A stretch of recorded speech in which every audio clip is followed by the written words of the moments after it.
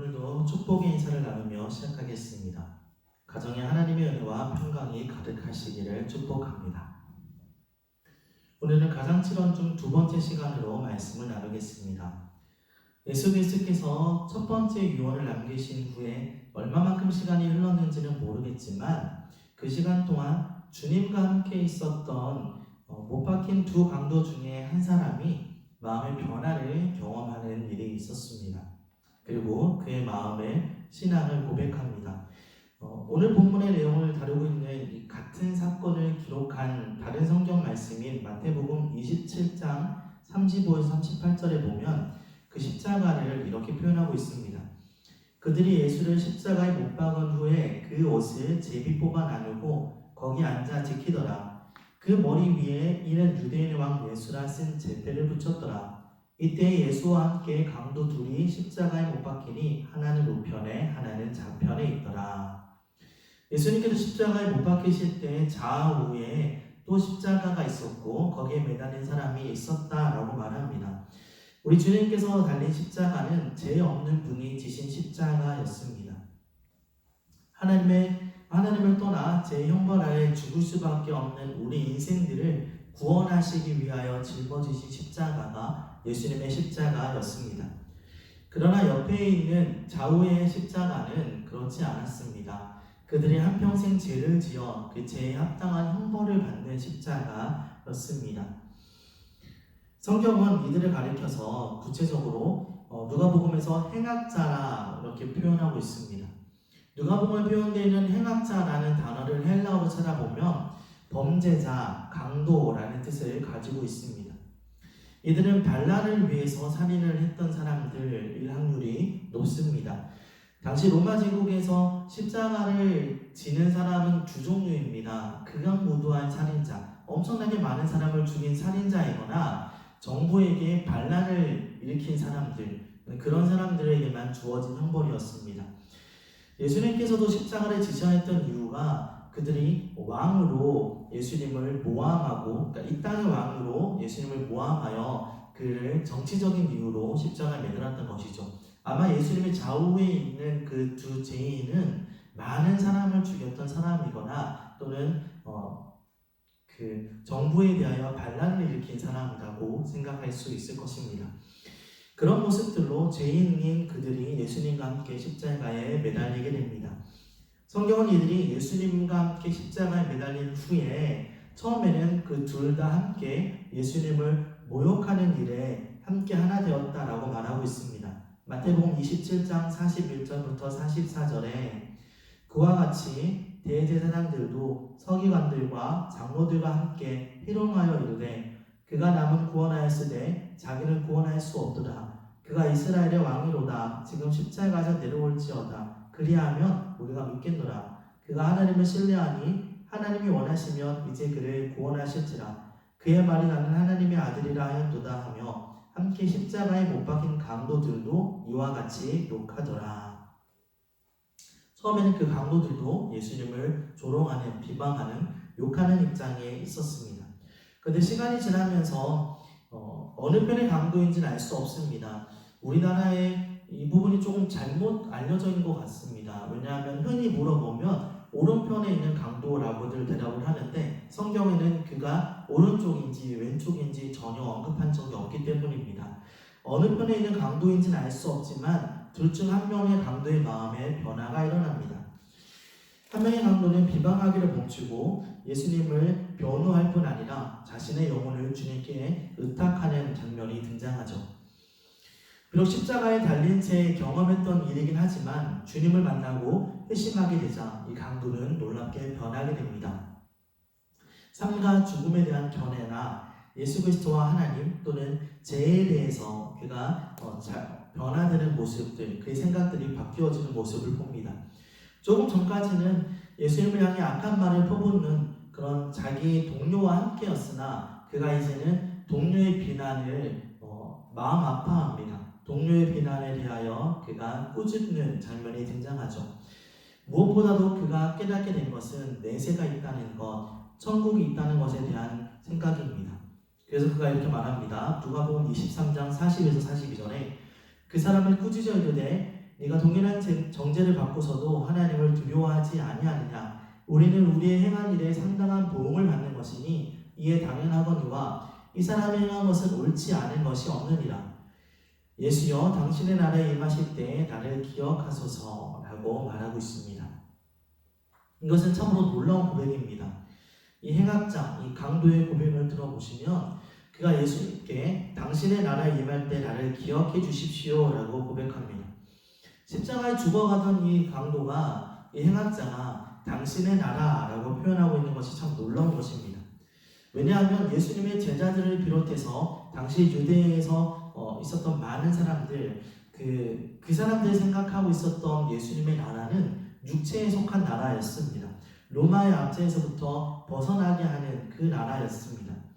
그런데 이 죽어가는 행악자는 당신의 나라라고 하면서 그것이 이 땅에 속한 것이 아님을 그가 표현하고 있습니다. 믿음으로 고백을 하고 있는 것이죠. 영적인 세계를 말하고 있는 것입니다.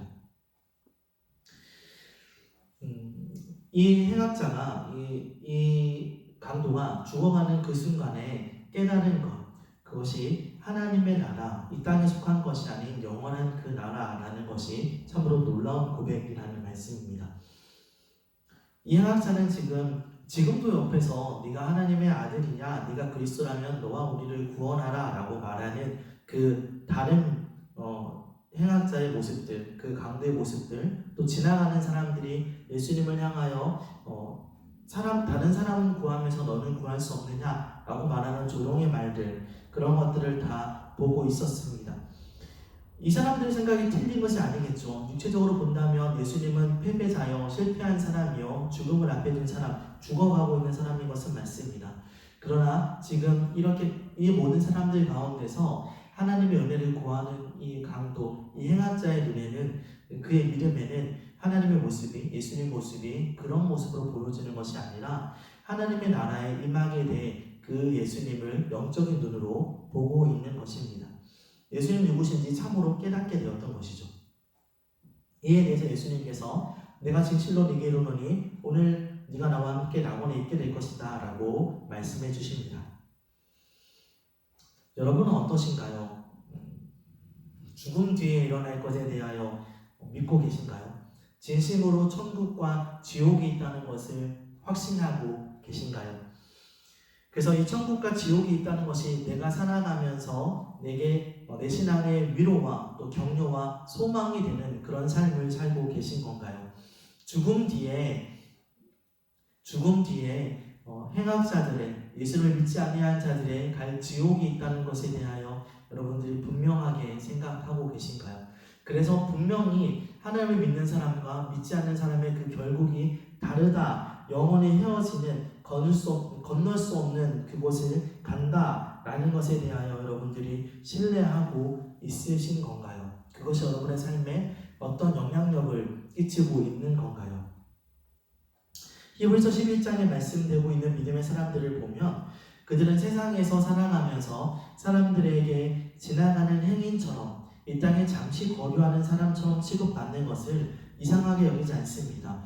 그들이 세상을 떠나는 것, 세상과 등지고 살아가게 된다 할지라도 그것에 대하여 염려하지 않습니다. 오히려 세상이 감당할 수 없는 믿음으로 살아갑니다. 그리고 성경은 그들의 그 믿음이 하나님의 나라에 있다, 하나님을 향한 그 돌아가야 될 그곳, 천국에 대한 소망이 있다라고 말하고 있습니다. 우리가 살아가는 이 땅의 삶이 만약에 이것으로 끝이라면, 우리 육신의 삶이 모든 것이 전부라면 우리처럼 어리석은 사람이 없을 거라고 성경은 말하고 있습니다. 잠시 세상을 살아가면서 주님을 위하여 고난당할 때 감사하고 핍박당할 때 노래할 수 있는 것은 이 땅이 우리 모든 생의 끝이 아니고 지나갈 것이기 때문입니다. 눈물 골짜기와 한숨의 계곡을 우리가 지나간다 할지라도 견딜 수 있는 것은 우리의 본향이 있기 때문입니다. 우리는 위로부터 태어난 자들이고 하나님께서 예비하신 그곳, 저 천국을 향해 가는 사람이라는 것을 기억해야 합니다. 주님을 두려워하는 그 마음의 변화를 경험한 이 강도에게 또 다른 인식의 변화가 하나 있습니다. 그러니까 하나님이 누구신지를 깨닫고 나자 이가 하는 또 다른 변화의 모습이 있는데요. 그것이 이 고백입니다. 누가복음 23장 42절에 우리는 우리가 행한 일에 상당한 보응을 받는 것이다 라고 말합니다. 예수님이 누구신지 깨닫고 그가 고백하는 것은 우리가 죽을 죄를 지은 자, 내가 죽어 마땅한 사람이다 라는 그 죄에 대한 고백입니다. 그가 어떠한 존재인지 스스로 깨닫게 되는 것이죠. 그러므로 말미암아 지금 이 강도가 말하고 있는 주님의 나라, 당신의 나라에 임할 때 나를 기억해달라고 하는 말은 어떤 요구가 아니라 애원하는 것과 같습니다. 나를 데려가 주십시오라고 말하는 것이 아니라 나를 기억해 주십시오라고 간절하게 그렇게 하나님 앞에 매달리는 것입니다. 이어서 그가 말하기를 이 사람이 행한 것은 옳지 않은 것이 없다라고 말하죠. 그는 자신의 죄됨을 깨닫고 하나님의 의로움을 고백하게 됩니다. 이것이 구원의 아주 핵심적인 이야기죠. 하나님이 어떤 분인지 깨닫는 것, 그리고 내가 어떤 존재인지 깨닫는 것, 그것이 우리를 구원하는 일에 아주 중요한 핵심적인 이야기입니다. 이것은 별개의 내용이 아니라 우리에게 회개를 주시는 하나님의 약속에 대한 진리입니다. 이렇게 그가 하나님께 고백하는 장면이 등장하죠. 놀라운 것은 아무리 큰 죄를 지은 죄인이라 할지라도 단 한 번의 회개로도 구원을 받을 수 있다라는 이야기입니다. 주님 앞에서의 참된 회개는 지나간 모든 일들에 대하여 그 죄를 씻게 합니다. 주님의 구원의 이 복음의 말씀은 이 구원의 복음의 말씀이 지금 전해진 사람은 죄로 인하여 그의 평생을 살아온 사람입니다.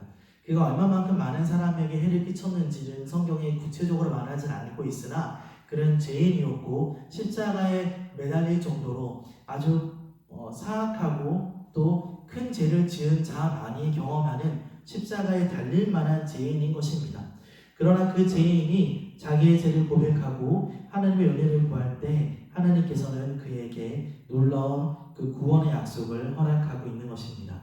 이것이 바로 복음입니다. 사도 바울은 우리의 삶을 가리켜서 우리의 몸을 장막에 대하여 비유하고 있습니다. 고린도후서 5장 1절에 만일 땅에 있는 우리의 장막집이 무너지면 하나님께서 지으신 집, 곧 손으로 지은 것이 아니요 하늘에 있는 영원한 집이 우리에게 있는 줄 아느니라. 우리 몸을 가리켜 바울은 장막집이다 라고 표현하고 있습니다. 이것은 우리에게 생각할 만한 거리를 주죠. 바울은 그의 평생에 텐트, 장막을 치는 일을 통하여 경제적인 수단으로 사용했던 사람입니다. 자비랑 선교를 했던 사람입니다. 장막을 펴고 접고 하는 일을 자주 반복했던 사람이죠. 오늘은 이곳에 장막을 치지만 그러나 내일이면 또 다른 곳으로 가서 그곳에 장막을 치는 사람입니다. 이곳이 아무리 좋다라고 여겨진다 할지라도 그 장소를 사랑할 수 없습니다. 왜냐하면 또 다른 곳으로 가서 장막을 쳐야 할 것이기 때문입니다. 우리가 살아가는 인생도 그와 같습니다. 주님께서 우리를 이 땅에 태어나게 하시고 또 이 땅에서 살아가게 하시지만 우리의 장막집인 이 몸을 떠나 주님의 나라에 가게 될 것을 우리는 생각하고 있어야 합니다. 우리의 소망은 이 땅에 있는 것이 아니라 그 나라에 있다는 것을 우리가 기억해야 합니다. 세상에 감당할 수 없는 믿음의 삶을 살았던 사람들처럼 우리가 하나님의 나라에 대한 소망을 품고 그 길을 가는 것이 사명자의 삶일 것입니다. 말씀을 정리하려 합니다. 본문을 대할 때 우리는 이 강도를 가리켜서 행복한 사람이다 라고 생각할 수 있을 겁니다. 그가 일생을 죄 가운데 살아왔으나 그가 흉악한 죄인이었으나 그럼에도 불구하고 예수 그리스도께서 구원하시는 첫 열매로 삼으시며 구원의 약속을 받은 사람으로 그가 행복했을 것이다. 우리 어떤 의로운 행위로 말미암는 것이 아니라 정말로 하나님을 향한 그 고백 위에 그 믿음의 고백 위에 구원받는다는 것을 보여준 그런 사람으로서 충분히 행복하다라고 생각할 수 있을 것입니다. 그럼에도 불구하고 그 강도에 대해 생각을 해보자면 어쩌면 그는 우리가 더 부러울지도 모르겠습니다. 왜냐하면 그는 구원받아 천국에 가는 놀라운 경험을 하지만 그가 구원받은 사람으로 이 땅에서 하나님을 위하여 살아갈 수 있는 시간은 전혀 없었기 때문입니다.